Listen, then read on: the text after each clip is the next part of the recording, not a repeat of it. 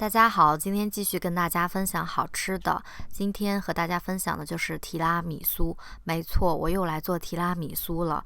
之前呢，我有做过2款提拉米苏。如果你没有看，感兴趣的话呢，我也会把视频放在信息栏，或者是放在这个卡片里面。作为一个咖啡重度爱好者，我觉得我应该会把所有口味的提拉米苏都做个遍才会收手。今天跟大家分享的是一个可可古早蛋糕来打底的提拉米苏，非常柔软湿润的蛋糕体，再搭配上像冰淇淋一样丝滑的芝士糊，好吃到完全停不下来。那我们就赶快开始吧。先来做蛋糕底的部分，低筋面粉加上可可粉，用蛋抽稍微搅匀。玉米油加热到这种能看到一丝一丝的纹路，或者说你加热个几分钟就可以了，不需要太热。接着筛入可可粉和低筋面粉，把所有的粉类和热油充分的搅匀。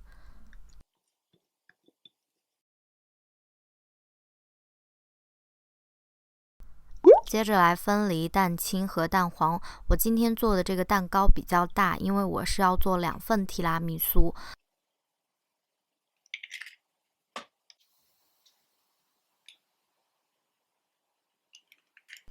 蛋黄里加入牛奶，搅匀。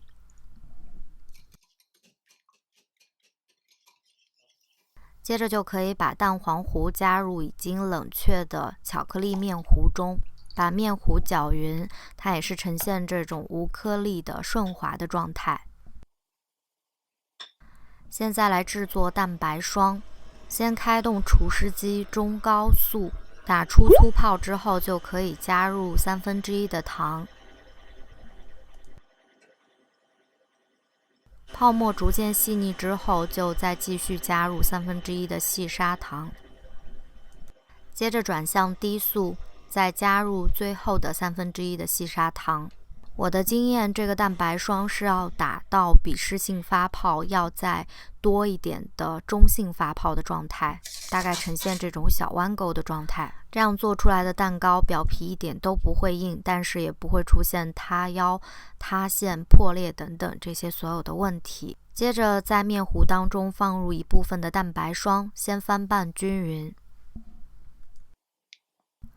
把拌好的面糊倒回到剩下的蛋白霜中，也是继续的把它翻拌均匀。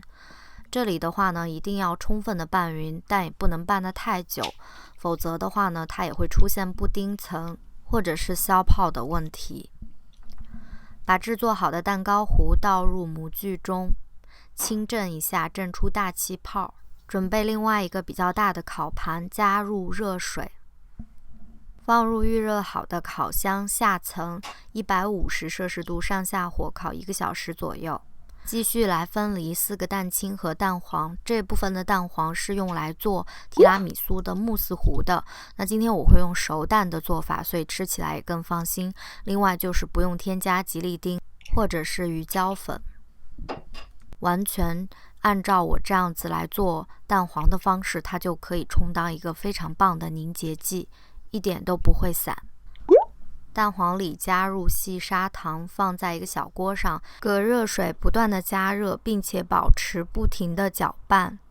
那这个搅拌的过程我大概是持续了10分钟左右，中间可以加1勺的牛奶，继续一直不停的搅拌，直到它呈现那种变白、变得有纹路、比较粘稠的状态。搅至这样的状态就可以离火晾凉待用了。来做咖啡糖酒，咖啡我用的是浓缩咖啡，大家用咖啡壶或者是速溶的黑咖啡也都是可以的。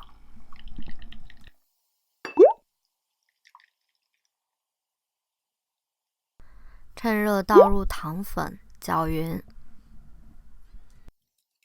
接着倒入朗姆酒，那我自己是喜欢比较重口味的，我觉得这样浓厚的咖啡糖酒也是提拉米苏的灵魂，大家可以根据需要调整。晾凉的蛋糕切片，根据你做提拉米苏的模具呢，来整形，当然用保鲜盒也都是一样的。室温软化的马斯卡彭芝士搅打一下，形成这种非常顺滑、有一点点蓬松的感觉。加入冷却的蛋黄糊，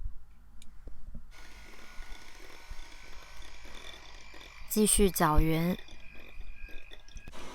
还需要来打发一些淡奶油，淡奶油加一点点的香草精，打发到大概5-6成的状态就差不多了，就是它稍微有一点流动性，但是又有一点膨发的状态。分2次把打发好的淡奶油加入芝士糊中拌匀。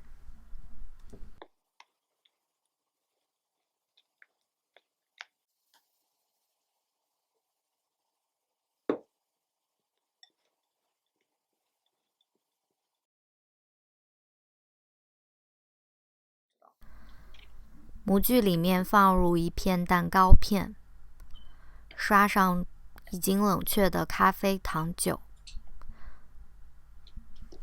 蛋糕底不同于手指饼干的底，它可以稍微多刷一点。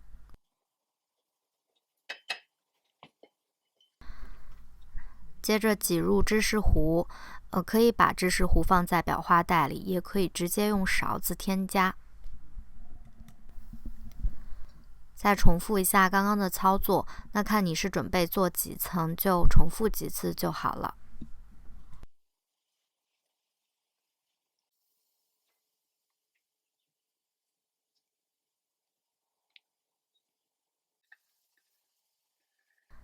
做好的提拉米苏放入冰箱冷藏隔夜。第2天拿出来，用吹风机简单的吹一下边缘，或者是热毛巾就可以轻松的脱模了。接着再筛上可可粉，搭配一杯 espresso 或者是 long black 都是非常不错的。一口下去，柔软湿润的蛋糕，再加上细腻顺滑的马斯卡彭芝士，真的是人间值得了。也希望大家喜欢，我们就下期见吧，拜拜。